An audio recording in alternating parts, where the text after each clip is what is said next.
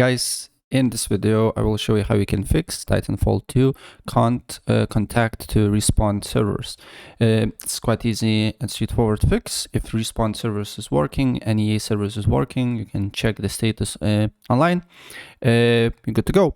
So the first thing what you need to do here on search, you just need to write edit the system environment variables, right? Press on that.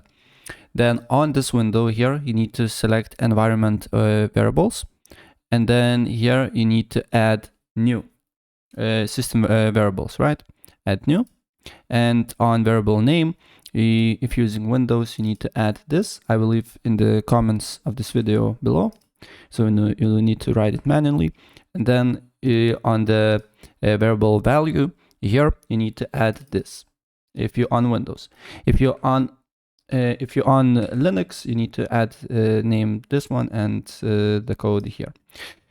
And then you just need to press OK, OK again, restart your computer, and the problem should be fixed. Right, so yeah, that's pretty much it. And if I help you out, please press like button and subscribe for more. Take care. Bye.